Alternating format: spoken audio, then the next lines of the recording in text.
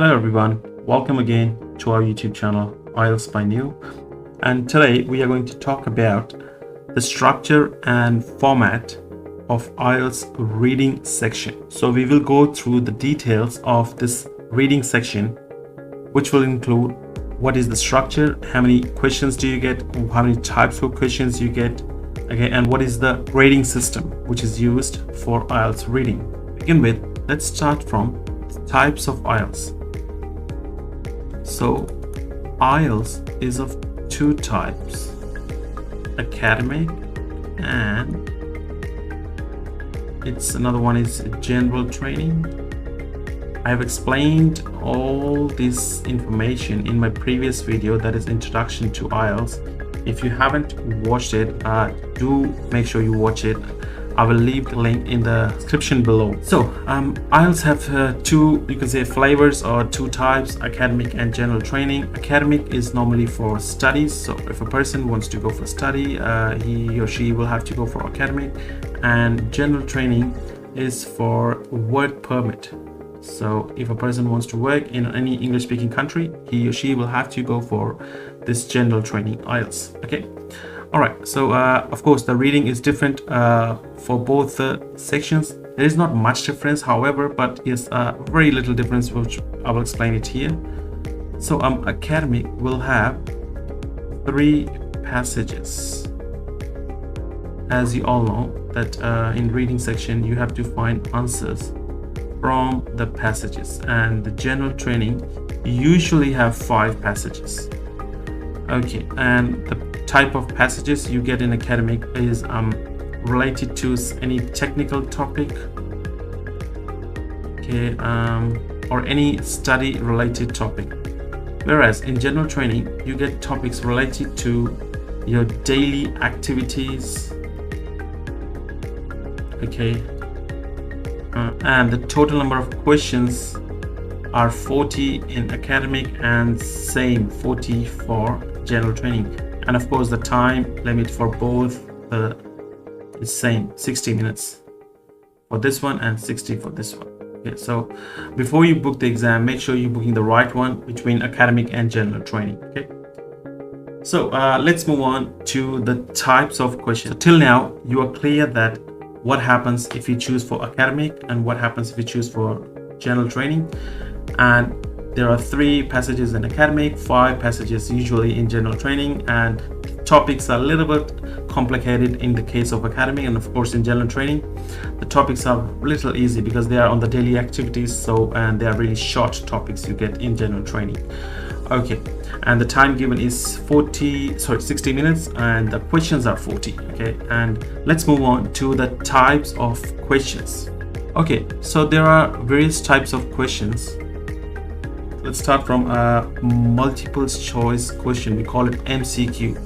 So like 4 options will be given. Okay, you will have to choose one correct option, so we call it multiple choice question. Okay, and next one will be short answer question. Okay, in these type of questions you will have to give really short answers, like 1 word or 2 word answers. Okay, number 3 is sentence completion, or you can even say summary completion. It can be summary completion as well, and we also call it fill in the blanks, fill-ups. Okay, so a text will be given in the form of questions, and some words will be missing from the text, and you will have to find those words with the help of the passage. Okay, so it's really important you understand the passage clearly. This one is match the headings. That is one of the favorite questions of the students, I guess. Yeah, and another one is true, false, not given, or yes, no, not given. So in match the headings you will be given 5 or 6 headings. Okay, and out of those headings you will be asked to find the most suitable heading for the paragraphs of the text. And in the true false not given or yes no not given, a statement would be given in the form of questions, and you will have to see if that statement is true according to the text.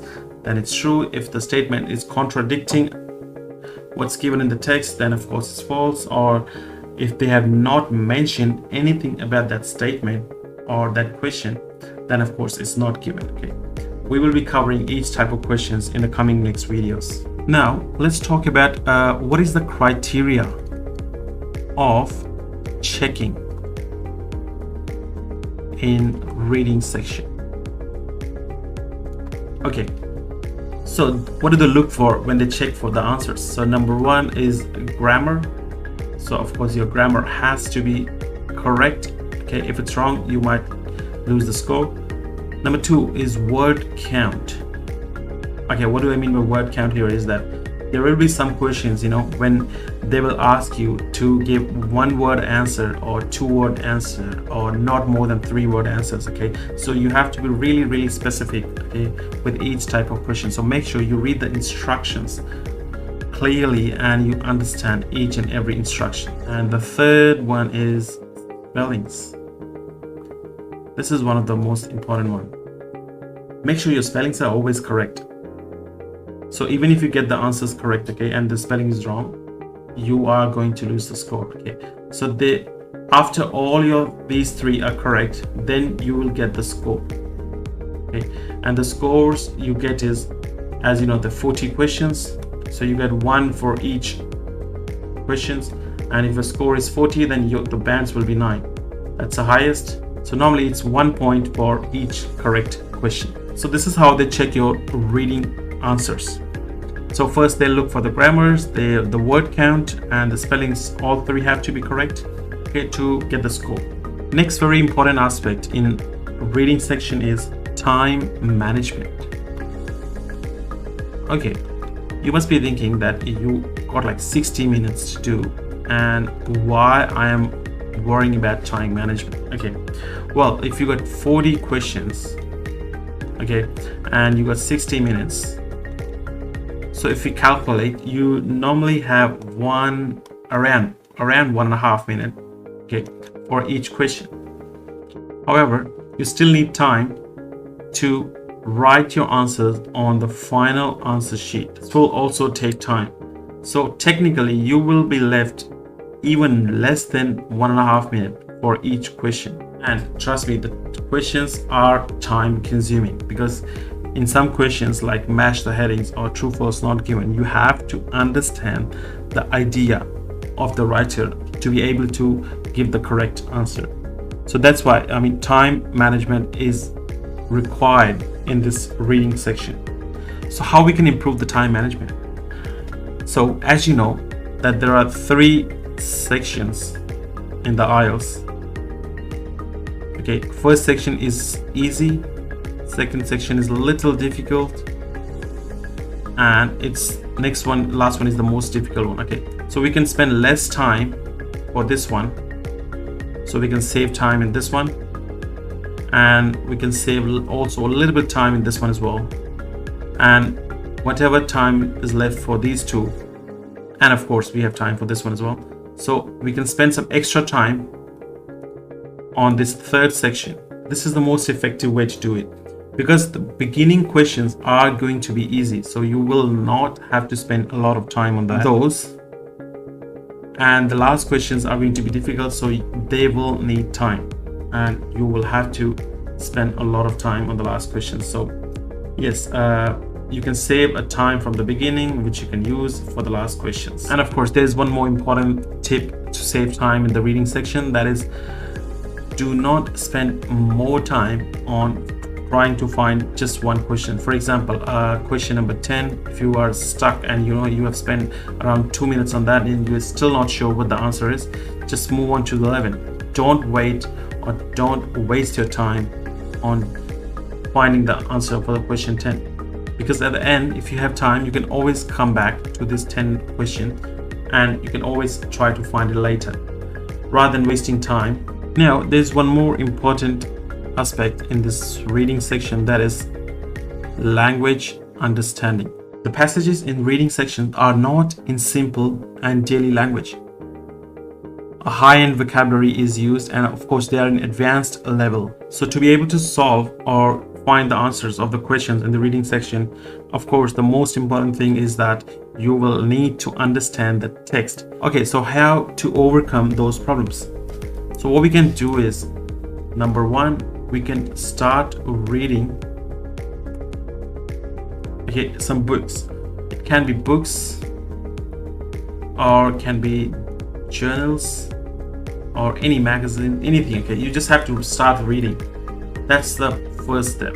Okay, number two, what you can do is to improve your vocabulary is make your personal notebook in which you will be writing the words which you find difficult, okay, while reading these journals and books. So write those words in your personal notebook or the personal diary, okay, and try to go through those words.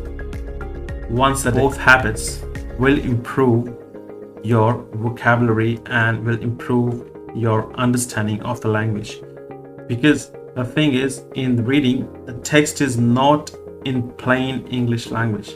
It is heavily paraphrased. So this was all about the reading section of IELTS. So we have discussed how many types of reading section there are, how many types of questions there are, how many questions, total number you get, how much time you get to solve the questions, and what are the things that we need to keep in mind to solve those questions. In the next coming videos, we will be discussing on each type of questions, how to solve them, what are the techniques you need. Okay, if you have any questions regarding the structure, format, or the grading system of the IELTS reading, please do let us know in the comment section below. That's all for today. Thank you for your time.